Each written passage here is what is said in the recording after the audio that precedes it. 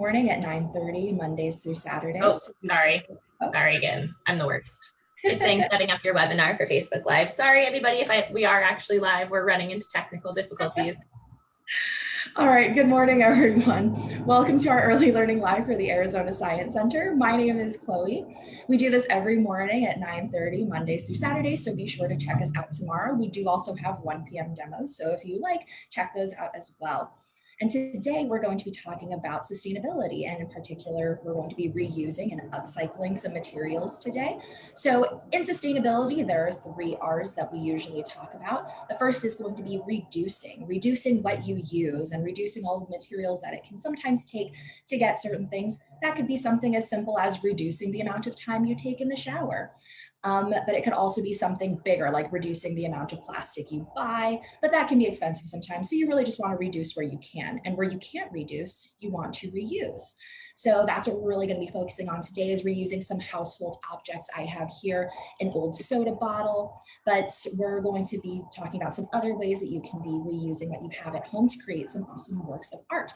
Today, I'm going to show everyone how to make this little bird feeder, because I think a great way to do art is to kind of let nature do its thing. So I'm going to be putting that outside and be watching the birds that come to the bird feeder. But today I have Mouse Paint, and that's what we're going to be reading. So I have Mouse Paint by Ellen Stoll Walsh.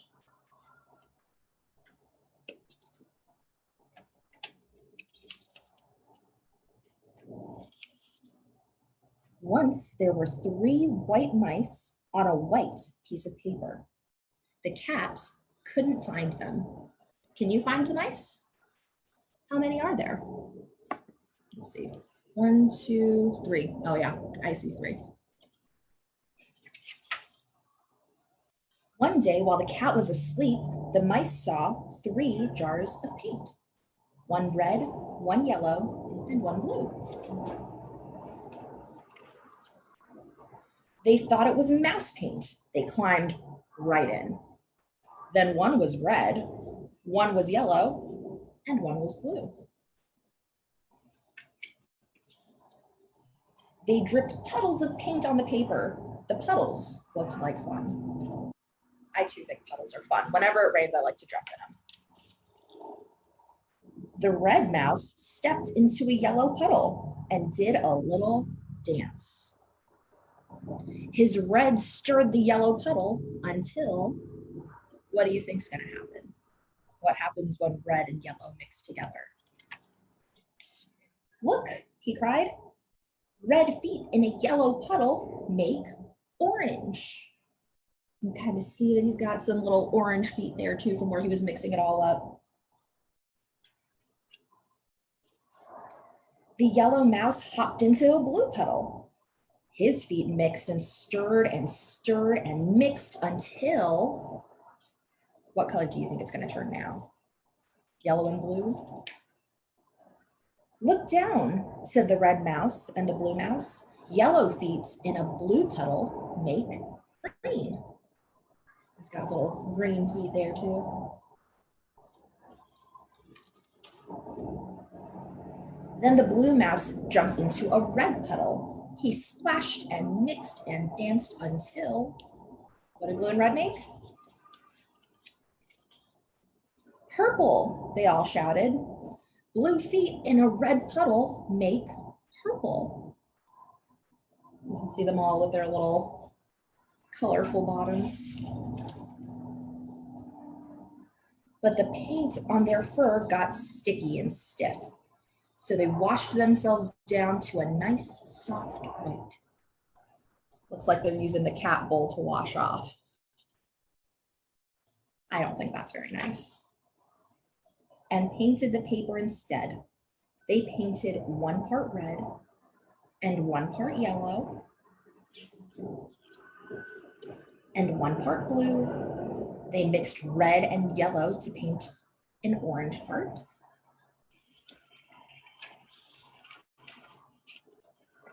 Yellow and blue to paint a green part, and blue and red to paint a purple part. Looks like that one's a little tired from all the hard work.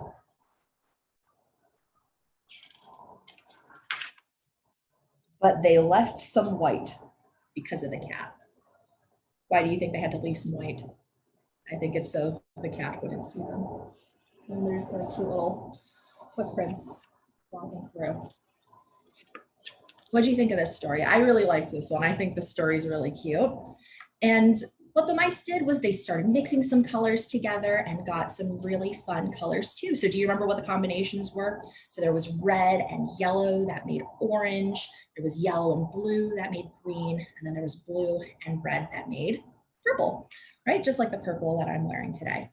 So we're not going to be mixing paint. You can always do that at home though if you'd like to decorate some things. We're actually going to be making our own bird feeders. So I have here just a recycled soda bottle that I had lying around.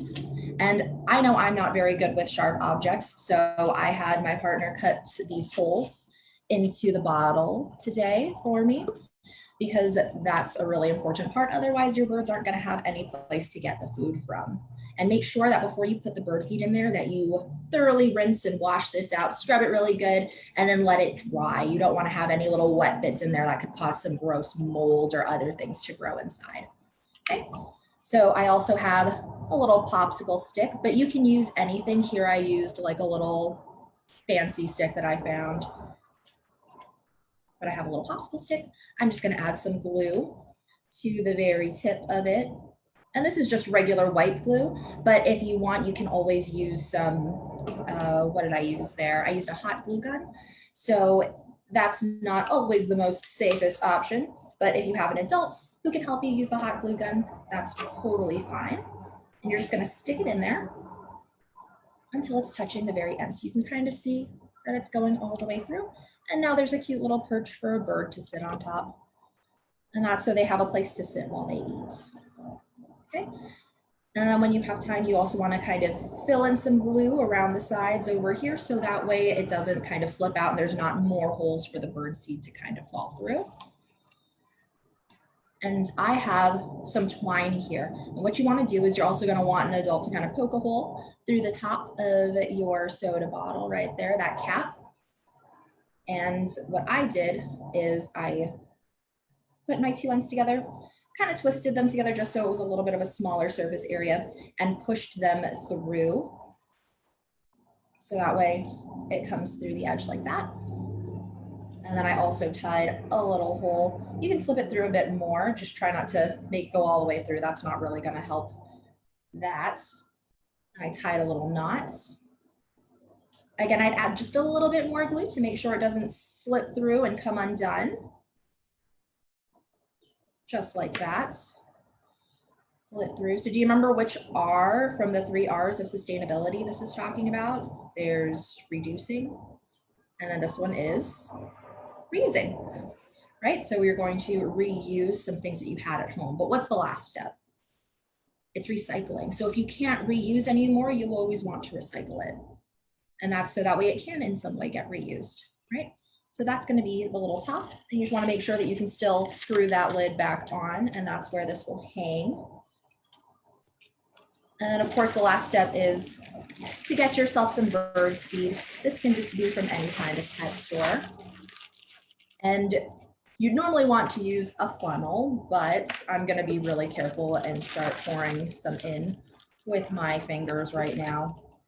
And if I spill, that's okay, because I'll clean up the kitchen, but you don't want to make a mess that someone else is going to have to clean up. So if you need help, get a funnel.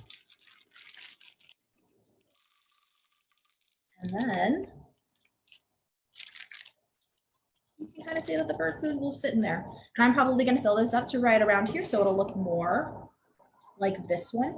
And as you can see, even though there's a hole over here, so while you're filling it up, you kind of want to have that hole covered, because if you're just filling it up like that, all the bird seed's going to spill out.